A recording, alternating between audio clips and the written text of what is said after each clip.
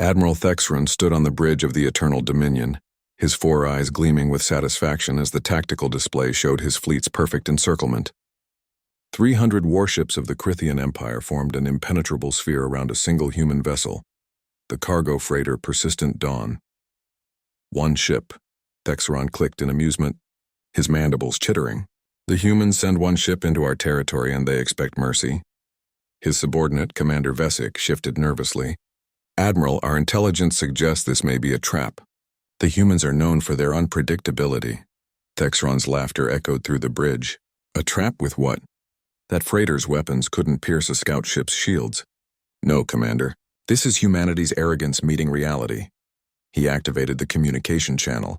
Human vessel, you are surrounded by the 3rd Imperial Fleet. Power down your engines and prepare to be boarded. Resistance will result in immediate annihilation. Silence answered him. Then a voice, calm, almost bored, crackled through the speakers. This is Captain Sarah Chen of the Persistent Dawn. I'm afraid I can't do that, Admiral. I have a delivery to make.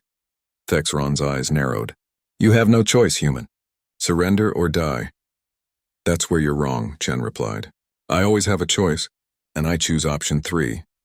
Before Thexron could respond, the freighter's hull began to shift. Panels slid away, revealing rows upon rows of weaponry that shouldn't exist on a civilian vessel.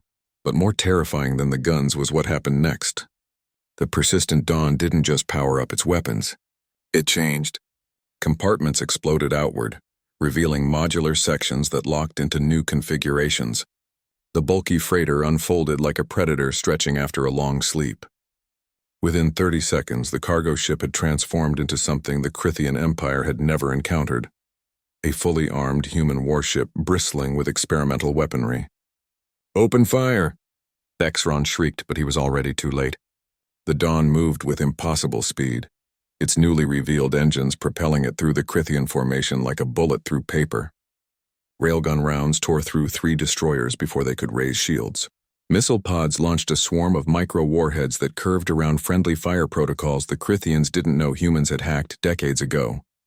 But the true horror began when the Dawn activated its prototype weapon, the quantum disruption array. Space itself seemed to shudder. Reality rippled outward from the human ship in waves of distorted physics. Crithian vessels caught in the field found their shields collapsing, their hull integrity compromised not by weapons, but by the fundamental forces holding their atoms together suddenly becoming negotiable. Ships didn't explode. They unmade themselves, coming apart at the molecular level and drifting away as clouds of constituent elements. Retreat, Thexron commanded, his voice cracking with fear.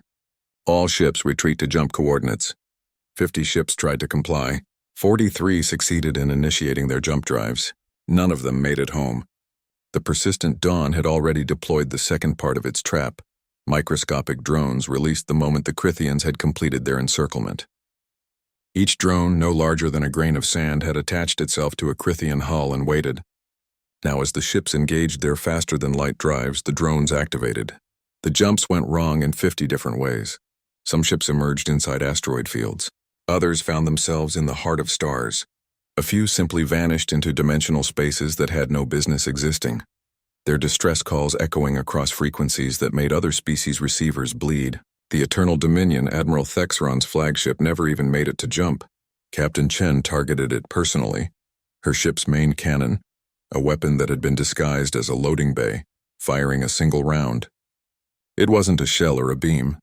It was a bullet the size of a car, moving at a significant fraction of light speed. Its surface covered in equations that reality itself found offensive. When it struck the Dominion's shields, it didn't break through them. It convinced them they'd never existed in the first place. The round passed through the flagship's hull like it was fog and then detonated, not with fire or force, but with time. The explosion aged everything within its radius by 1,000 years in a fraction of a second. Metal corroded to rust. Electronics crumbled to dust. Even the organic crew found themselves reduced to skeletal remains before they could scream. The Eternal Dominion drifted, a ghost ship crewed by the ancient dead. Captain Chen watched the tactical display as the last of the Crithian vessels either fled or died. Her expression remained neutral, professional. This wasn't glory. This wasn't even war. This was a lesson. She opened a wideband transmission, knowing that every Krithian listening post within 50 light-years would receive it. This is Captain Sarah Chen of the United Earth Federation vessel, Persistent Dawn. Today you learned that humans don't build pure cargo ships. We don't believe in non-combat vessels. Every ship we fly, from the smallest shuttle to the largest freighter, is a weapon waiting to be needed. We hoped you'd never force us to prove it. She paused, letting the silence carry weight. Your empire sent 300 ships to destroy one of ours. We're sending this message with coordinates to the wreckage so you can recover your dead. But understand this. If you come for us again, we won't send one ship. We'll send none. Because the weapon we fear most isn't the one we carry. It's the one you'll never see coming. The transmission ended. The Persistent Dawn reconfigured itself back into an innocent-looking freighter, its weapons vanishing behind false panels, its experimental drives hidden once more. To any casual observer, it was just a cargo ship again. Captain Chen set course for her original destination.